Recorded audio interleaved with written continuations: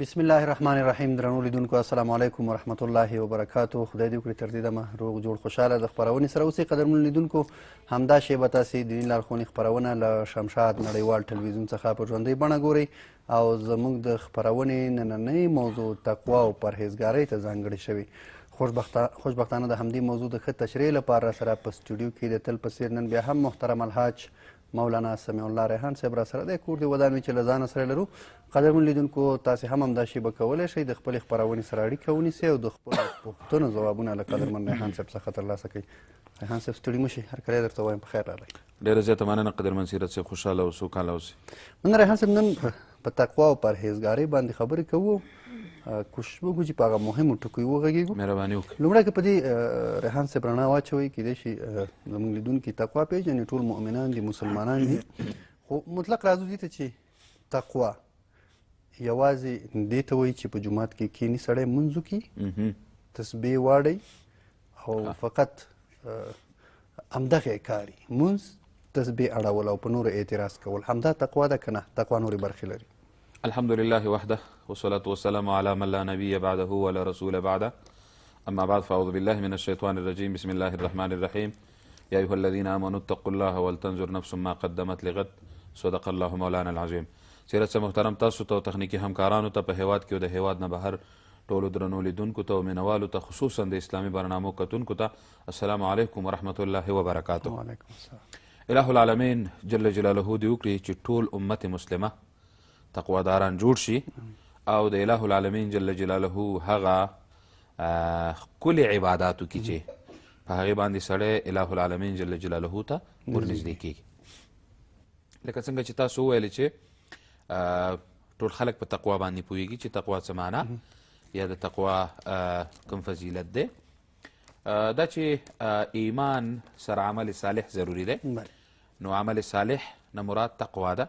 هر هغه څوک چې اعمال صالحه کوي په هغه کې تقوا موجوده وي. خو زه به یوه خبره وکړم، هغه دا ده چې مشخصا بس تاسې سوال ته بیا راشم. هر هغه څوک چې تقوا پکې وي نو هغه به د اسلام تمامي احکامات په ځان باندې عملي کوي، هغې ته به عملي جامه وراغوندي، دې ته ویلی کېږي تقوادار انسان. دا تقوا نه ده چې یو سړی وایي جومات کې 4 ساعته ناست یم یا 4 ساعته یې تسبیح په لاس کې دي. نه، ګورئ، معاملات به د اسلام په طریقه باندې کوي، دی به تقوادار وي. عبادات به د اسلام او د شارع د اسلام په طریقه باندې کوي، بیا به دی تقوادار وي. ګاونډیتوب به د اسلام په طریقه باندې خلکو سره پالي، بیا به دی تقوادار وي. د خپل اولاد سره، د خپلو خپلوانو سره، د خپلو دوستانو سره چې راشه درشه کوي په صحیح معنا او په صحیح صورت باندې به یې کوي، بیا به دی تقوادار وي. دروغ به نه وایي، غیبت به نه کوي، مسلمانان به نه جنګوي، شیطانت به نه کوي، ظلم به نه کوي، سوالګر به نه رټي، بیا به دی تقوادار وي. یعنې تنها په لمانځه باندې او تنها په تسبیح باندې سړي ته تقوادار نه ویلی کېږي. تنها په جومات کې په ناسته باندې یو سړي ته تقوادار نشي ویلی سړی. ځکه که یو سړی ووایي چې زه په جومات کې ناست یم، ټول کارونه مې پرېښودي، دا تقوا ځکه نه ده چې لا رهبانیت فی الاسلام. یا یو سړی ځنګل ته ځي یا یو سړی وځي غره ته ځي، هلته د ځان نه سړی کوډله تاووي، یو خیمه کې ځان کې کلک کیني، هملته ځان پکې معتکف کوي، وایي چې دې دپاره چې زه تقوادار شم. دا په دې معنا باندې نه ده، بلکې تقوا دې ته وایي چې د انسان زړه او د انسان ژبه دا دواړه په یو حالت کې وي. یعنې په ژبه چې څه وایي په زړه باندې هم هماغسې وي. څنګه چې په ژبه منافقت نه وي، په زړه کې باید هم نه وي. یعنې داسې نه وي چې وایي خبرې سمې کوه او کارونه کاږه کوه. نه، کارونه به هم سم کوي، خبرې به هم سمې کوي. په جومات کې په ناسته باندې په تسبیح اړولو باندې سړی نه تقوادار کېږي. دا د اله العالمین یو فرض حکم دی، که زړه دې ښه وي که زړه بدي کوي. الله مونځ فرض کړی دی، دا که د سپین ږیري زړه ښه وي که بد وي کوي بیا، که د ځوان زړه ښه وي که بد وي کوي بیا. نو ښځه نر دا ټول به د اله العالمین عبادت کوي. البته تقوا دا ده چې په هر عرصه کې، په هر حالت کې، په هر راروان حالت کې، په هر مخې ته راتلونکي حالت کې او په هره معامله کې به د اسلام د سپېڅلي دین نه کاملا تابعداري کوي، بیا به ده ته تقوادار ویلی کېږي. مننه ریحان صاحب. بیا هم اړیکه لرو، اړیکه اخلو. السلام علیکم ورحمت الله. احمد فریده زموږ غږ اوري؟ اورم. السلام علیکم. تا ته مولوي صاحب ریحان صاحب دواړو ته مې سلامونه ورسېږي. زه فرید یم د کابل بیت څخه. وعلیکم د مولوي صاحب منناک او جامې ته هم ورځم، سره کینه او ډېر سره ډېر مې خوښېږي او ډېر سوالونه لرم مولوي صاحب محترمه. یو یو سوال مې دا د افغانستان کنه جنوبات کې دغه ویښته کمول ګیره کمول نوکان اخیستل مخکې د غسل کول نه د دغه په باره کې معلومات راکړي. یو ما اورېدلي دي چې دا ډېره ګناه لري او ډېر هغه لري چې دی د ده د خولې نه یې مو واورل. دویمه پوښتنه مې دا ده چې دغه ځمکه کې انسان چې مړ شي په ځمکه کې هغوی مسلمانان که نه یو مسلمان یې اورې مولوي صاحب اورم یو مسلمان نښه کېږي مثلا مړی ورکېږي یا وندو دا د وندو سوځول کېږي که نه د دغه د ځمکې عذاب څه خیل حساب کېږي دا ځمکه د دغه عذاب اخلي نه اخلي د دغه حساب کې معلومات راکړي. او درېیمه پوښتنه مې ذهن نه ولهته یاده ووته خو بس د دغه دوه معلومات راکړه او دا چې کله که درېیم سوال دې په یاد شو بس زموږ خپرونه ستاسو په خدمت کې ده هره ورځ کولی شئ هره ورځ دغه وخت دیني لارښوونې خپرونه لرو او د ستاسو لپاره د قدرمن لیدونکو لنډه دمه لرو چېرته مه ځئ له خپرونې سره پاتې شئ.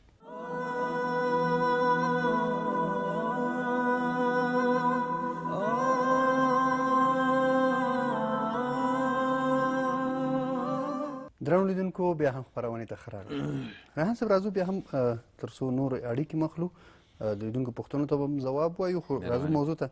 مخکې هم تاسو ورته اشارې وکړلې په مقدمه کې خو که تفصیل ته نور هم راشو که یو څوک ټولنیزه تقوا ونه لري فردي تقوا یې تر جنت رسولی شي که نه؟ هېڅکله نه. ګورئ سړی چې ټولنیزه تقوا ونه لري فردي تقوا سړی جنت ته نشي رسوی. ولې بعضې خلک وي ډېر کلک منځونه کوي بلې ډېره ښکلې ګیرې پرېږدي عمرې کوي حجونه کوي داسې تسبیح اړوي جومات کې اول سبت یې نه خطا کېږي خو د جومات نه چې راوځي دوه جنګوي ای باندې که ورته جنګ پیدا نه شي چې ای باندې خلک وجنګوي کور کې ځي خپلې انګیندې جنګوي خپلې ورندارګانې جنګوي خپل زامن جنګوي خپل مسیان جنګوي که کلیوال ورته په مخه ورغله کلیوال خواص یې غرق دي هغه جنګوي. نو داسې سړی تقوادار نه دی بلکې دا شیطان دی. نیک عمل په خپل ځای دی خو هغه څوک چې اصلي تقواداران دي چې د اهل تصوف علما دي هغوی وایي دغه عبادت د ده نه قبلیږي. ان الصلاة تنها عن الفحشاء والمنکر لمونځ به تا د بدو کارونو نه او د منکرو کارونو نه منع کوي. کله چې تا منع کي ګوره کله تا منع کي نو په دې باندې پوه شه چې دا لمونځ دی چې دا قبول شوی دا قبول شوی لمونځ دی. دغسې لمونځ د سړي بیا نه قبلیږي چې دی په جومات کې د جومات د امام سره ورانه وي د مؤذن سره ورانه د جومات له سپیکر سره کار وي یاره د اواز یې تیز دی او اواز یې کم دی اواز یې تیز شو اواز یې کم شو پسې راتېر شه د اودسونو پسې کې کار وي په کویانو کې کار وي او بیا د خلکو سره خلک جنګوه او د خلکو ترمنځ شیطانت کوه د خلکو ترمنځ منافقت کوه وایي ټوله ورځ دوه جنګوي دغه د کار دی په ظاهره خو انسان باطن لعینې چې غیبت دی د خپل رور مسلمان وکړو تا یې غوښه وخوړه غړپ دې کړې وینې نو دغسې انسان ته موږ تقوادار نشو ویلی دا ولو که هر څوک وي دی تقوادار نه دی. ټولنیزه تقوا ډېره مهمه ده. د خلکو سره به دې راشه درشه د خلکو سره به دې ناسته ولاړه دا د شریعت مطابق وي د دین مطابق وي د اصولو مطابق وي د اسلامي احکاماتو مطابق وي او مسلمان به درون ګڼئ مسلمان به معزز ګڼئ. میلمه ته ډوډۍ نه ورکوي میلمه نه پټېږي په جومات کې اول صف کې ناست میلمه ته ستړي مشي نه ورکوي په جومات کې اول صف کې ناست اذانونه چاته نه پرېږدي خو چېرته چې جنګ مسله راغله بیا ټول نه مخکې ور روان دی همالته پکې شیطانت کې خلک جنګوي یا دا اتڼ موضوع نه پرېږدي یا چرس نه پرېږدي یا سګرټ نه پرېږدي یا قیلون نه پرېږدي یا دا نور شیونه چې دي دې ګډو وډو باندې سر وي لیکن دې ځان ته بیا بیخي تقوادار وي. یو سړی منظور هم ډېر کوي ښه تقوادار وي دکان لري دکان ته چې ورشي د 1 روپۍ شی په 10 روپۍ در باندې خرڅوي نه یې تقوادار. د خپلې تقوا دپاره چې خلکو ته ځان تقوادار ثابت کړي دا اوس د جومات نه راغلم په جومات کې مولوي صاحب داسې مسله وکړه لیکن دلته بیا د مسلمانانو اور میږ ماتوي. ګورئ دلته دغه تقوا نه ده بلکې دا محض منافقت دی شیطانت دی فسق دی ګناه ده معصیت دی او د اله العالمین جل جلاله د دربار نه لرې کېدل دي. هر هغه څوک چې هغه اله العالمین ته ځان نږدې کول غواړي او د ځان تقوادار جوړول غواړي لومړی دا دی چې اخلاق به ښه اخلاق معاملاتو کې به پاک وي چا نه چې سودا کوي یا چاته څه ورکوي یا چا نه څه اخلي په دې کې به پاک وي. دوهم ناسته ولاړه به یې درنده وي، سپکه ناسته ولاړه به نه لري. د خلکو سره یې راشه درشه به په دیني اصولو باندې وي، نه په دنیوي اصولو باندې. کله چې دا مدار د اعتبار وګرځېدل او ګرځېدلي دي او دی دې ته عملي جامه ور واغوندي، ده ته موږ تقوادار ویلی شو. یعنې یوازې فردي تقوا باندې سړی ځکه نه خلاصېږي چې ټولنیز آداب او ټولنیزه تقوا دی ونه لري، دا سړی بیا ښه سړی نه دی. ښه سړی په هغه صورت کې دی چې ټولنیزه تقوا ولري. مننه ریحان صاحب، له ایران نه اړیکه لرو او منتظر هم پاتې شو. اخلو السلام علیکم ورحمت الله. السلام علیکم. وعلیکم السلام. ستړی مه شئ، مهرباني پوښتنه وکړئ محمد الله. وسیله صاحب سلامونه تا ته او ریحان صاحب ته. زما پوښتنه دا وه، بعضې وروڼه وایي چې روژه چې که روژه وي لمونځ پکې ونه کړي د روژه دې نه قبلېږي. یوه پوښتنه مې دا وه، او بله پوښتنه مې دا وه، وایي د زوی او د لور د دغه حق چې دی یو اندازه دی د دیني لحاظه او که فرق کوي. ما اورېدلي وو وایي د هلک چې دی که نر پیدا شي د دې پی چې دي وایي فرق وي، او که لور پیدا شي د دې پی چې دي وایي چربي نه لري. دا څنګه حقیقت لري که نه لري او فرق پکې شته دی د دیني لحاظه که نشته دی؟ حقوق یا مساوي دي نه دي؟ سمه ده، خپرونه ګوره. ریحان صاحب را سره دی، په دې اړه معلومات درکوي. مخې ته ښه کور مودان. ریحان صاحب اوس راځو یو بل موضوع ته، هغه دا چې بعضې خلک ښایسته لباس، پاک لباس، ښکلی لباس اسراف یې ګڼي. صحیح؟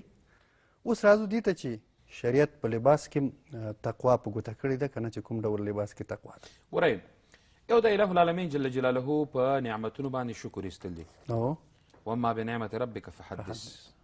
یو سړی د اله العالمین وس ورکړی چې پاک کالي واغوندي، په شکېدلو کالو کې ګرځي، دا تقوا نه ده. یو سړی کولی شي چې هره ورځ ولامبي، غسل وکړي، ویښته غوړ کړي، ځان پاک کړي، خپل سنت جوړ کړي، ځان اماده کړي، خپله سلیقه برابره کړي، او دی وایي نه هره ورځ لمبا خو چې ده دا اسراف دی، کمقل دی، دا غلطه وایي، صحیح نه ده. یو سړی وایي چې خوشبوی استعمالول دا خو اسراف دی. اسراف نه دی چې تا نه تروش بوی ځي ښه دی، که تا نه خوږ بوی لاړ شي ښه دی. په جامو کې چې څونه سړی ښه لباس اغوستی شي، پیغمبر علیه صلات وسلام مبارک د سپین لباس په رابطه باندې حکم کړی دی او د ښه لباس په رابطه باندې هم حکم کړی دی. سړی هغه لباس چې غیر شرعي نه وي، غیر شرعي نه وي، شریعت کې د هغې ممانعت نه وي راغلی، کولی شي هره ورځ پاک لباس واغوندي، ښکلی لباس واغوندي، ښه لباس واغوندي چې په دې باندې دی ښه ښکاره شي. ګورئ، او لباس د انسان افکار او د انسان شخصیت ثابتوي. یو د لمانځه په شرطونو کې دا دی چې سړي لباس پاک وي. صحیح شوه؟ نو کله چې سړی هره ورځ تازه لباس اغوندي، خصوصا د علما خو باید کوشش وکړي چې دوی د لباس ډېر خیال وساتي، ځکه دی جمع ورکوي. دا نه چې دی خیرن پټکی په سر کړی، خیرن کالي په غاړه باندې وي، خیرن واسکټې په غاړه باندې وي، یا خیرن څادر په اوږه باندې کړی وي، دا به خیرن نه ګرځي، پاک به ګرځي. زموږ بعضې دوستان دي یا ملګري دي چې ویني په میاشت کې هم چېرته خپل بوټانو ته رنګ نه ښیي، برس ورته نه ښیي که نه، چې خپل بوټان پاک کړي. دې دپاره شکېدلو بوټانو کې ګرځي چې خلک راته بوټان واخلي. خلک به خپل کار کوي، په خپله یې ځان له اخله چې ښه شی دې پیدا که چټ پټ یې اخله، هغه په خپو کوه، او دا زاړه چې دې په خپو دي دا چاته ورکوه، خیرات کوې. جامې هم همداسې دي، ښه ټوټه دې خوښه شو بلکل یې ځان ته وکړه، وایي کنډه او وایي غونده هغه. یعنې لباس هغه لباس کې انسان تقوادار جوړېدی شي چې ښه لباس وي، پاک لباس وي، ښکلی لباس وي. پیغمبر علیه صلات وسلام ته یو صحابي راغی، نبي کریم علیه صلات وسلام وژړل. چا ورته ویل ولې ژاړې؟ هغه ورته ویل ځکه ژاړمه چې د دې نه مخکې چې دې صحابي له ایمان نه و راوړی، هره ورځ به مشک په ځان وهل، د زیتونو په تیلو به یې ویښته غوړول، او یمني څادر نه به ځان له جامې جوړولې، هغه به یې په غاړه وي. اوس چې مسلمان شوی دی، ایمان یې راوړی دی، نو مور و پلار ورسره ضد کوي، زیاتی کوي، پیسې ورته نه ورکوي. د صحابي مې ګډ وډ ولیده، ویښته مې خیرن پیرن ولیدل، نو خفه شومه د خپل صحابي په حال. ګوره، نبي کریم علیه السلام دلته اشاره پاکوالي ته کړې ده، او د نبي علیه السلام مینه هم د بیبیانو سره او د لمانځه سره او د عطرو سره ولې وه، او د مسواک سره، ځکه چې دا صفایي راولي. نو سړی چې څونه پاک ګرځي هغه صحیح تقوادار. صحیح ده. بعضې خلک وي هغه بجای د دې چې تقوا اختیار کړي خیرن ګرځي. اوس دا بعضې خلک یې په دې ډیرانو باندې ناست، خلک ورته ملنګان وایي، دا وایي د برخې خاوندان دي، دا د خیرو خاوندان دي، دا د برخې خاوندان دي، اوږده اوږده نوکانې برېښي، مانځه نه خبر نه دی او داسې نه خبر نه دی، د خدای په قهر ککړ دی، مچان ترې تاویږي را تاویږي لکه لری چې باندې کړی. وایي دوی دنیا ترک کړې که نه مړه دا دنیا ترک کېدل نه دي دا لیونتوب دی دا دنیا ترک کېدل نه دی د دنیا ترک کېدل دې ته دي سړی دنیا ترکه کړي په دې معنا باندې چې لوبري نه کوي سینما ته نه ځي فلمونو ته نه ځي بې ځایه پیسې نه لګوي په ډمان وي دې ته تاریک د دنیا وایي دا تاریک د دنیا نه دی د خو هر شی پرېښي هلته ناست دی او دا د افغانستان کې خو کم دي په دې ښکته ملک کې بیا بیخي ډېر هلته خو بیخي په پاکستان کې بیخي ډېر دي دا وایي د برخې خاوندان دي دا د خیرو خاوندان د خرګ نه بیا د اخته راوتي د اوږده اوږده په غوږونو بیا اخته ولاړي بریتونه بیا مړه یې ده او د تاراسینګ تر منځ هېڅ فرق نشته دی تاراسینګ او ګلبیر سینګ نو دا وایي کې یو شی دواړه ګورئ سړی څونه پاک ګرځي څونه ښه لباس واغوندي په دې باندې سړی ښه ښکاري او باید د علماو لباس د عوامو نه ډېر ښه د مشرانو لباس د کشرانو نه ډېر ښه نو دا د تقوا معنی نه ده بلکې دا په خپله باندې خود به خود تقوا ده مننه ریحان صاحب بیا هم اړیکه لرو السلام علیکم ورحمت الله زموږ غږ اورئ مهرباني پوښتنه وکړئ خورئ بس مولوي صاحب نه مې دا پوښتنه وکړه چې زه پنځه کاله کېږي چې نامزاده یم اول اوله کې چې ورکولم دم نکاح شوي دم شی شوي دي بعد د څلورو کالو نه هغې ښځه راووتله پنځه اولاد یې راووتل اول کې قسمونه خوړلي ول چې دا ښځه لرم دا اولاد لرم او اوس چې پنځه اولاد راووتل او ښځه یې راووتله اوس ځینې وایي چې خوشي که اوس امام نه لګېږي ورسره او ځینې وایي چې ما یې خوشي کوه نه یې واده قصه کړې نه یې دا ځای ګرځي اخوا ګرځي او دې خوا ګرځي هېڅ شی قصه کې نه دی او زه مولوي صاحب نه دا مشوره غواړم چې زه څنګه وکړم چې څه وکړم سمه ده خپرونه ګوره ریحان صاحب راتللی دی ریحان صاحب راځو د دې خور پوښتنې ځواب ته همدا اوس راځو 15 کاله کېږي نامزاد شوي نکاح نه ده تړل شوي مخکې ورسره دا واده شوې ده چې زه بل واده نه لرم اوس یې بل واده هم را پیدا شوی بچیان هم لري او زما مې نه لګېږي خوښېږي به مې نه شریعت ورته دې ته څومره صلاحیت ورکړی دی مننه کومه د ګرانې خورجانې نه د ټولو ګرانو مینوالو د ټولو لیدونکو نه چې دا اوس په ژوندۍ بڼه باندې اسلامي برنامه تعقیبوي او مینه لري زموږ د برنامو سره ګرانې خورجانې لومړی خو دا دی چې د هلک بد کړي دي غلطي کړې ده چې دروغ یې درته ویلي دي باید هلک چاته دروغ ونه وایي بعضې هلکان یو چا سره مینه وي یا یې چا سره محبت وي هغه ته دروغ وایي که نه ګډې وډې ورته وایي پردي پټي ورته خپل ښیي پردی بنګلې ورته خپلې بنګلې ښیي پردی موټرې ورته خپلې موټرې ښیي پردی پیسې ورته خپلې پیسې ښیي دا ډېر کم عقل خلک دا هلکان ډېر کم عقل دي ځکه دا خو سبا رښتیا کېږي که نه دا خو نه پاتې کېږي او ښځه هم باید ځان سره سوچ وکړي ځان سره فکر وکړي دا چې دا هلک درته دروغ ویلی دي چې زما بچي نشته دی او پټ کړي وو درنه ښځه هم بله پټه کړې وه هسې بیا هغه هم پټه ساتلې هغې ته به یې هم داسې نه ویلې چې ما بله ښځه کړې ده خو دا چې ستا او د هغې تر منځ نامزادي شوې ده او بیا پکې 15 کاله تېر شوي دي زما تا دپاره ښه مشوره دا ده که چیرې په دې هلک باندې دا شرطونه کېښودلی شي چې تا ته بیل کور جوړ کړي بیل ځای درته جوړ کړي او تا هم صحیح وساتي صحیح قدر دې وکړي صحیح خدمت دې وکړي او ستا په سر هغه بله ښځه هم پرېنږدي د هغې او د هغې د اولاد پالنه هم وکړي خو بیا ښه خبره ده نکاح ورسره وکړه خو دا شرط دا ورباندې شرط کې دی بعضې کسان وي دویمه ښځې کړې وي بیا دویمه ښځې راټینګه کړي اوله ښځې پرېښي بعضې دویمه ښځه وکړي اوله ښځې راټینګه کړي دویمه بیا پرېږدي دا غلطي ده اول دې سړی کوشش وکړي دا رضا دې حاصله کړي هلک د داسې نه کوي که نه چې زما اوس لاس کې اختیار دی او د ښځې د اجازې نه بغیر د مور د اجازې نه بغیر د ورور د اجازې نه بغیر سړی دویم واده وکړي سبا دا جلۍ خو ته ودې دې سره خو تا د ټول عمر سودا وکړله دا دې راوستله کور ته نو چې سبا ورور دې ورته سپکې سپورې وایي ښځه دې ورته سپکې سپورې وایي مور دې ورته سپکې سپورې وایي دا خود به خود دا محبت او دا مینه دا په جنګ بدله شو صحیح شو اول د خلکو رضایت مهم دی چې ټوله کورنۍ رضا وي ښکلی واده درته وکړي صحیح ده مشکل نشته نو که چیرې خورې د هلک تا ته ضمانت د دې درکوي چې تا ښه ساتي ستا زندګي ستا ژوند ورسره جوړ وي آینده زندگی دې ورسره جوړوي او د هغې ښځې په زندګۍ باندې هم تاثیر نه غورځوي د هغې اولاد ته هم تاوان نه رسوي او د هلک اقتصاد هم ښه وي اوبو والا نه چې ویښتو کې اوبه واچوه او ږمنځ پکې ووهه په اوبو خواصې هم ویښته اوړي که نه چې کاروبار ولري روزګار ولري پیسې ولري بیا ورسره نکاح وکړه زما خو دا مشوره ده که چیرې هلک څنګه چې درته دروغ ویلی دي دروغجن دی سبا تام نشي ساتلی لومړی ښځه هم نشي ساتلی د هغې بچي هم نشي ساتلی سبا تا ته که الله اولاد درکړي ستا اولاد هم بیا نشي ساتلی نو ښه خبر دا ده هېڅ شی نه دي شوي نامزادي هېڅ نه دي او بس خپله لاره ترېنه جدا کړه د هغه خپله لاره ده او ستا خپله لاره تا ته اسلام دواړه اختیار درکړي او که چیرې د نکاح ورسره تړل شوي وي عقد انعقاد د نکاح شوی وي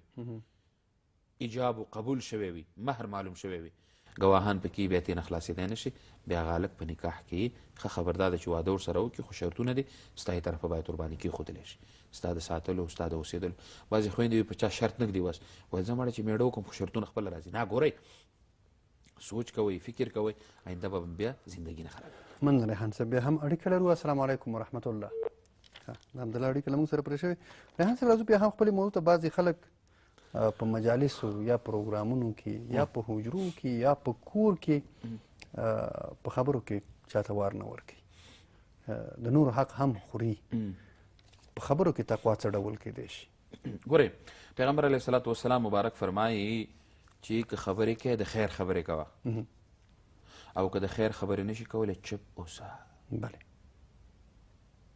مجلس کې که خبرې کوې د خیر خبرې کوه که د خیر خبرې نشي کولی چپ اوسه دا د مسلمانۍ د تقوا او د دیانت علامه ده بعضې سړی په مجلس کې کینې داسې کړتېږي داسې خبرې کوي په مجلس کې او یوه خبره هم په ټول برابره نه وي دغسې خلک د مجلس هغه رونق یې د منځه وړی دی او داسې خلک تقوا هم نه لري د بې تقوا خلک دي نو که چیرې د خیر خبره کوي ډېر ښه ده که د خیر خبره هم کوي چپ دې پاتې شي او چټي چې د خلکو وخت هم ضایع کوي او خپل وخت هم ضایع کوي بې ځایه لګیا دی ګډې وډې وایي چغې وهي سورې وهي نو دا سړی چې دی دا ګناهګار دی او تقوادار خو یو وارې نه دی بلکې د تقوادارۍ نه علاوه دا سړی ګناهګار دی ځکه په مجلس کې باید ټول خلک حق ولري ټول خلک پکې خبره وکړي ټول خلک پکې خپل نظر ورکړي او باید د خیر خبرې پکې وشي نه د شر خبرې مننه ریحان صاحب بیا هم له هرات نه اړیکه لرو السلام علیکم ورحمت الله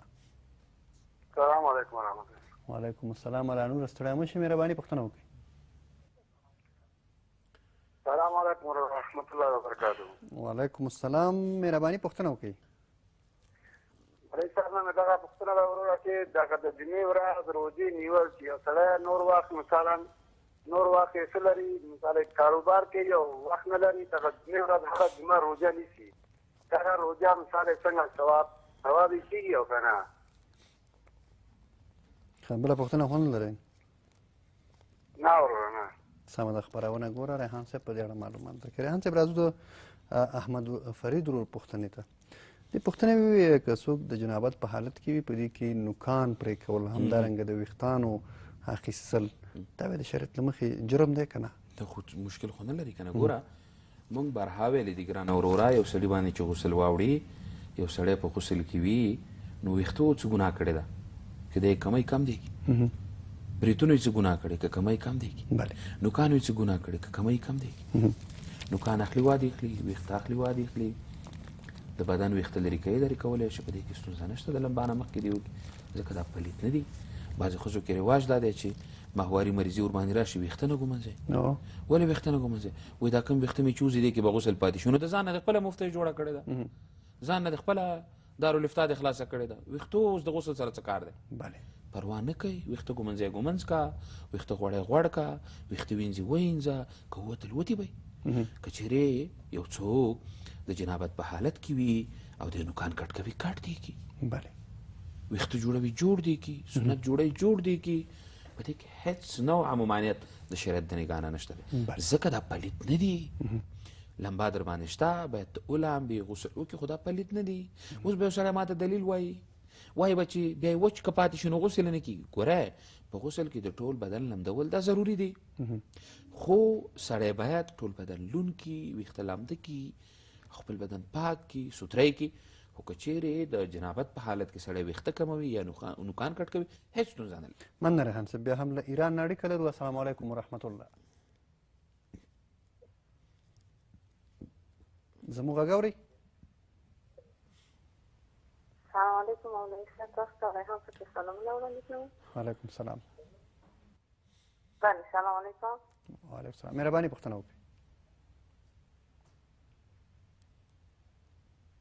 خورې د تلویزیون غږ دې بند که او مهرباني پوښتنه وکړه زما سوال دا دی چې دغه ښځه که خپله ویښتان قیچي کړي د وضو پورې چې خپله ویښتان قیچي کړي دا ګناه لري ښه سمه ده خپرونه ګوره ریحان صاحب په دې اړه معلومات درکړي ریحان صاحب د خور پوښتنه وله ایران نه اړیکه نیولې وه وایي ښځه خپل ویښتان تر غوږو پورې وړولی شي کټ کولی شي که غوړولی نه کټ کول چې کټ هېڅکله نه شي کولی.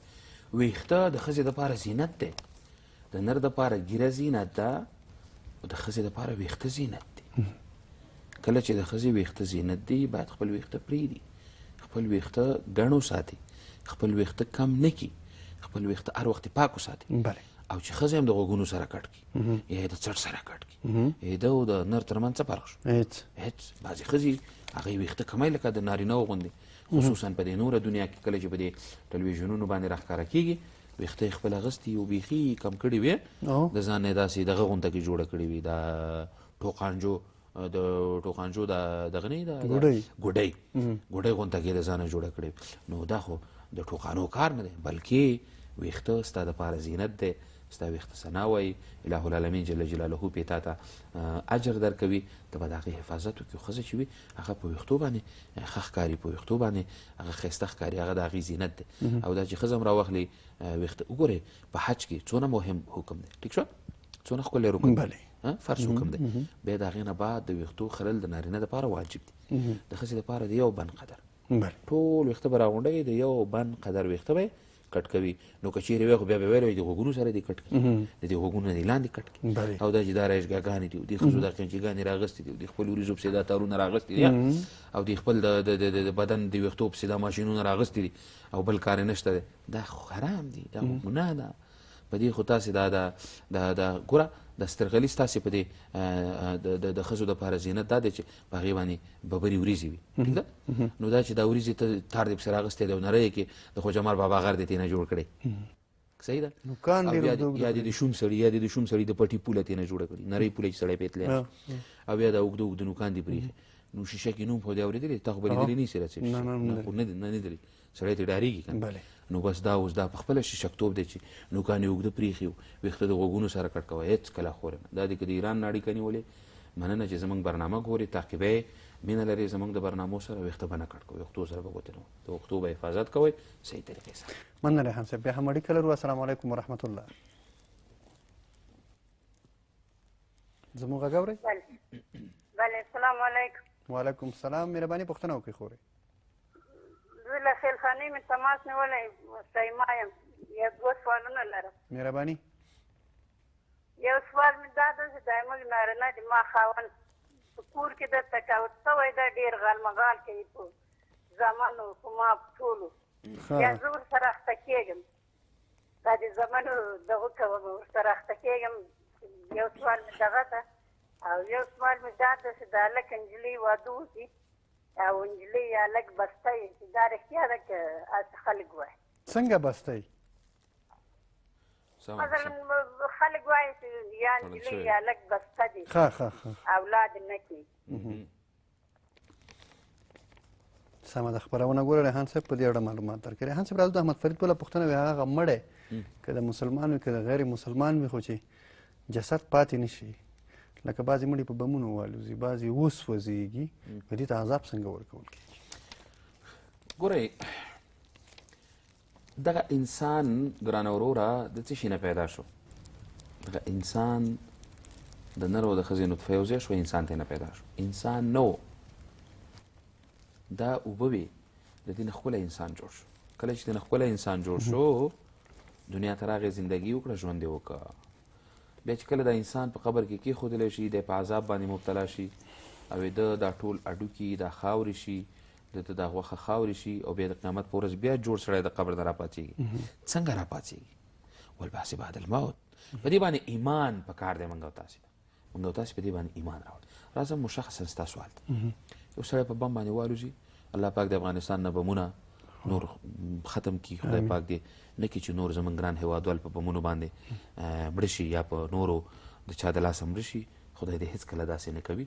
دا چې سړی هر څونه ټوټه ټوټه شي، لږې لږې ټوټې یې راغونډې شي، یا بیخي ټوټې راغونډې نه شي، الهو العالمین جل جلاله به یې د جسد دا ټولې ټوټې، دا ټوټې خو په هوا تللي دي، یا ونه کې نښتې دي، یا په ځمکه باندې خپرې شوي دي، یا د بل چا جسد سره یو ځای شوي دي، دا خو شوي دي، یا سوځېدلي چې هر څه ورباندې شوي، دا به الهو العالمین جل جلاله راغونډوي، او په قبر کې به یې ږدي، او ده ته به سزا ورکول کېږي. یوه. دویمه، د انسان بدن، یو د انسان د بدن لاس، پا، سر، تنه، دا ده. یو د انسان په دې بدن کې یو بل شی دی چې روح ورته وایي. چې ورته وایي روح ورته وایي. علما وایي خصوصا علامه ابن قیم په کتاب الروح کې لیکلی دی چې که یو انسان دغسې ټوکړه ټوکړه لاړ شي د دا روح اله العالمین جل جلاله ته ورځي د دې روح ته عذاب ورکول کېږي او جسد هم را پیدا کېږي. خو بهرحال اله العالمین جل جلاله ته اسانه ده دا چې دې سړي دا جسد بیرته راغونډ کړي راټولې کړي او د ده سره خبرې وکړي چې تا څه کړي دي، بد عمل دې کړی، نیک عمل دې کړی، ښه عمل دې کړی که خراب. مننه ریحان صاحب. بیا هم اړیکه لرو. السلام علیکم ورحمت الله. السلام علیکم.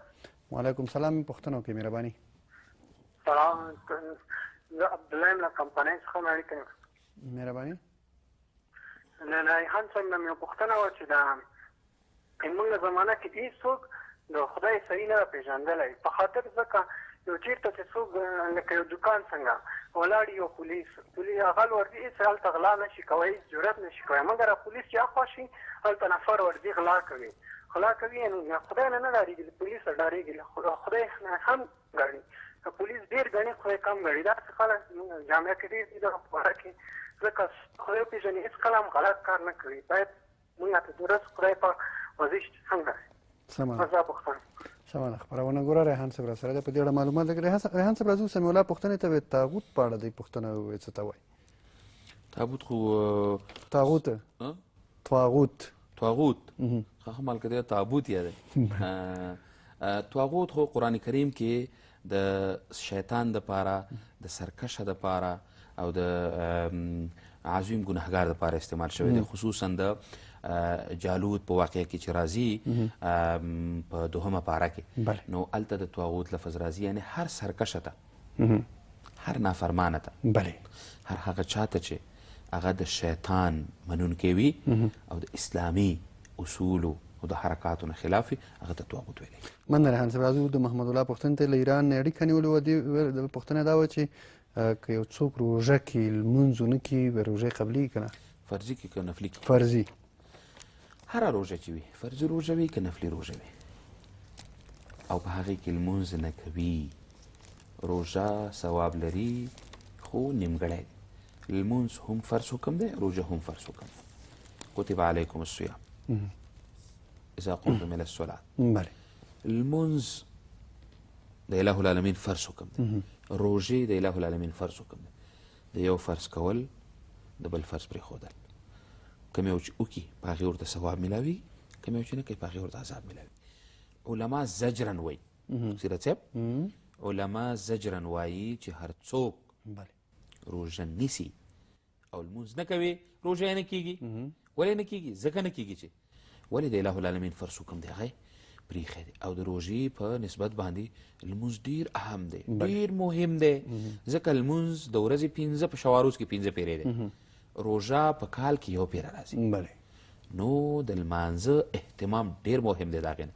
البته که یو سړي روژه نیولې وه لمونځ یې ونه کړه، روژه باندې تاثیر نه لوېږي، خو د لمانځه د ثواب نه محرومه دی. او علما چې وایي چې نه کېږي زجرن وایي. د دې بله پوښتنه دا وه ریحان صاحب، د زوی او لور حق یو قسم دی که نه فرق؟ ګوره دا اولاد دی، د مور و پلار اولاد دی. لور هم حق لري او بچی هم حق لري. لور د دې دپاره په میراث کې د ورور په نسبت باندې نیمه حصه وړي چې مهر لري، وادېږي، چې کله واده شي د میړه په مال کې حق دی، د دې وجنې نیمه ده. البته د جامو په لحاظ، د صحت په لحاظ، د تعلیم په لحاظ، د لویدو په لحاظ او د ادب په لحاظ باندې دواړه ایک یو شی دي. داسې به پلار نه کوي چې زوی ته 2 کیلې لاس کې ورکړي، لور ته 1 کیله خطا کړي. لوري مریض یې هغه ډاکټر ته نه بیایي چې زوی مریض چې زر یې په اوږه باندې راوړی ډاکټر ته یې روان کړی. چې زوی پیدا شي نو د پلیو نه درز وباسي، د ډزو نه، د وجره یو ګرمه کړي وي، شوې 6 دی او شوې 5 دی او دا ښځې هم پکې غرب و غروب یې راوستی. او چې لور پیدا شي بیا غلی تندی یې تروشي، دا ډېر کم عقل سړی. لور هم د الله نعمت دی، زوی هم د اله العالمین نعمت، او د دواړو نعمتونو کاملا قدر پکار دی. مننه ریحان صاحب. بیا هم اړیکه لرو. السلام علیکم ورحمت الله. زموږ غږ اورئ؟ مهرباني ټلویزیون غږ دې بند کړه خورې او پوښتنه وکړه. السلام علیکم. وعلیکم سلام. پوښتنه وکړئ خورې، ټلویزیون غږ هم بند کړئ او پوښتنه وکړئ. زما نوم د اسما د خیرخانې نه کاتینو نه خبرې کوم. زما لور د یتیم ده، او د درو زوی ته مې ورکړی یو نیکه یې ورکړی ده. اوس هغه هلک په یونان کې اوسېږي، ډېر زیات لوفر ده او جنکیان سره عکسونه اخلي، هغه عکسونه اخلي د خپل نامزاد ته لیږي او داسې نکاح یې تړلی ده، د خولې ژبه قبول شوی ده، نور داسې شی بل نه ده، امضا شی نه ده شوی، نه ورته مهر اچولی هېڅ شی نه ده کړی. اوس هغه هلک وایي چې اخترونه ما ته هم راکوي، لور ته مې هم ورکوي چې زه تاسو مړ کومه نه پرېږدم ژوندی. اوس دا لور مې بدې ورځې کې چې زه د دې هلک نه ځان خلاصوم، ما یا زه ځان مړ کوم یا مې د دې هلک نه خلاص کړئ. وروره نو دغه ماته رایه راکړي. سمه ده.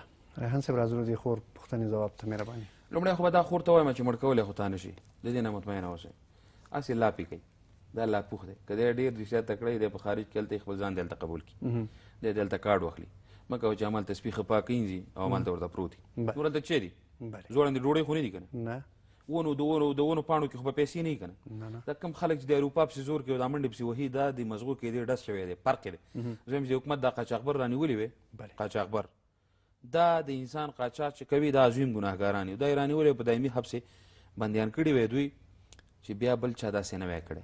د دې نه خو یې مه ډارېږئ، دا یو خبره، دا غلط، دا وایي خبره ده. دا څوک چې وایي چې زه یو سړی چې په جب کې مګک په نڅا تېرېږي او د 100 دغه دپاره ډالرو دپاره هلته پروت وي، د میاشتې 100 یا 150 ډالرو دپاره پروت وي، هغه هېڅ شی هم نشي کولی. دې نه مطمئنه اوسه. دا یو. دویم ښه خبره دا ده چې لور دې ته خلاصه کړي. زما هم درته مشوره هم دا ده چې سړی دونه نااهله وي، چې نورو جنکو سره چې سړی دونه نااهله وي چې پردۍ ښځې سره جلۍ سره عکس اخلي بیا یې خپلې ښځې ته رالېږي. بس ده نه د غیرت اسې هم کډه کړې ده. دا نه په غیرت خبر دی او دا نه په افغانیت خبر دی او دا نه په پښتو خبر دی. او دی به ټیک زما برنامه هلته ګوري، کنې انډیوالان به یې د ګوري، ځکه د دې نه هلته ورته خلک ډېر ټکي ناست هېڅ نه قضا کوي برنامه. دوستان شته زموږ، هغه موږ او تاسو سره په اړیکه کې وایي موږ. نو که چېرې برنامه ګوري خو اوس هم ورته وایم سم شه، توبه وباسه، توبه وباسه، خواښې دې هم پخلا کړه، خپله ښځه دې هم پخلا کړه، او دا د حیا ده، دا د ناموس دی، دا د عزت دی، د دې حفاظت. او که چېرې نه سمېږي خورې صفا سوتره محکمې ته مراجعه وکړئ، قاضي دا کار کولی شي. محکمه به د پسې جلب ولیږي، انټرپول پولیسو ته به یې ورکړي، دلته به اجرایه قوې ته ورکړي، وزارت خارجې ته به ورکړي چې دا هلک پیدا کړئ په دغونه وخت کې، یا 2 میاشتو کې یا 3 میاشتو کې یا 4 میاشتو کې. که پیدا یې کړه ډېره ښه ده، که پیدا نه کړه قاضي حق لري چې تفریق په منځ کې راولي، بس خبره خلاص. هر چا ته چې د لور ورکړې بل میړه دې وکړي، بیا د دې مکسونه واخلي ور ودې لېږي، ورته یې واخله او ځان سره البم کې ساته. مننه ریحان صاحب. راځو د الله نور پوښتنې ته. د دې پوښتنه دا وایي په روژې د جمعې په ورځ باندې روژه نیول، ځکه نور ورځې حتمي مزدوري ده، کاروبار دی، ژوند دی، په دغه ورځ وزګاره وي، ثواب لري که نه؟ ګورئ سیره صاحب، زه به دې مینوالو ته خپل وایم، دوستانو، خویندو او ورونو، ښکلې روژې د دوشنبې او د پنجشنبې دي، نیسئ، دوشنبه او پنجشنبه او ایام بیز 14 14 15 د خدای میاشت. خو که چېرې دې ته نه برابرېدی، دوشنبه او پنجشنبې ته نه برابرېدلې یا ایام بیز ته نه برابرېدی، د جمعې په ورځ روژه نیسي، ښه خبره ده، اجر پکې شته، ثواب پکې شته دی. دغونه ثواب یې نه دی لکه د هغه ورځو، البته ثواب لري، ښکلې ورځ ده، بهترینه ورځ ده. مننه ریحان صاحب. بیا هم اړیکه لرو. السلام علیکم ورحمت الله. زموږ غږ اورئ؟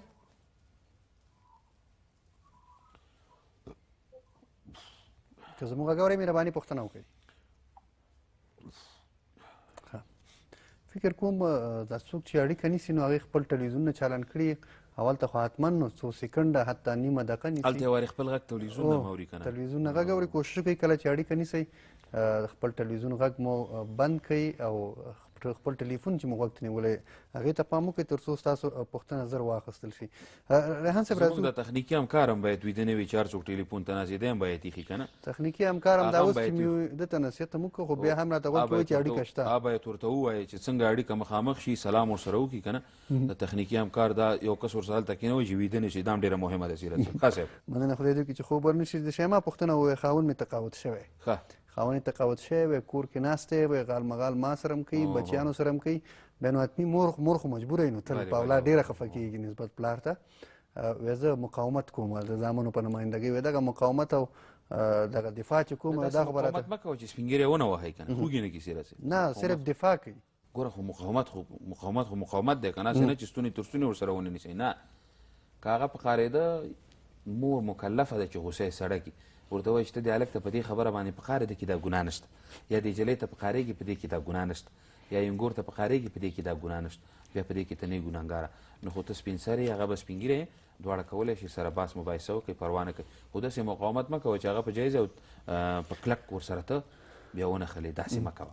یو خو چې سړی تقاوت واخلي خو طبعا ډېر وخت وظیفه کې تېر کړی وي او بل چې سړی د فوج کې پولیسو کې او د امنیتي ملي کې وخت تېر کړي دا خپه ډېره وهي سیرت صاحب که نه د خپه پکې سړی ډېره وهي تیاره سوی او ارام سوی که نه نو خو طبعا د سړي په مزغو باندې یو تاثیر غورځېږي.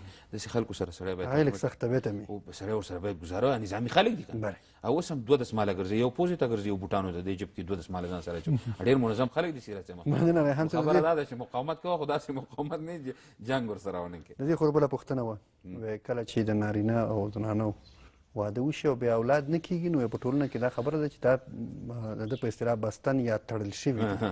دغه تړل په شریعت کې ښځه خو نه تړل کېږي نارینه تړل کېږي. نارینه باندې جادو کوي تاثیر ورباندې امکان لري جادو ورباندې تاثیر وکړي څه مشکلات ولري. ښکلی ګورئ هر چا باندې چې جادو شوی زه ورته طریقه ښیم قل اعوذ برب الفلق او قل اعوذ برب الناس دا دواړه صورتونه دې ووایي او دې لولي په اوبو دې چوف کړي او دې څکي صحت یې ورسره ښه کېږي او که نه پاک پلیټ به پیدا کړي. دا پاک نه مې مراد سیرت صاحب محترم موږ پلیټ وایو نه پوهېږم دوستان بچې قاب پلاستیکي قاب دې پیدا کړي خو چې غیر استعمال شده وي نوی وي او چې نوی وي دا دې پیدا کړي لم یکن الذین کفروا من اهل الکتاب دا صورت نه دی دا به پکې ټول ولیکي او بیا به اوبه پکې واچي اوبه یې څکي فورا به ښه شي. مننه. حمدالله پوښتنه وه بلکې نظر مو دې ورور ویلې چې له خدایه خلک نه ډارېږي او له پولیسه خلک ډارېږي.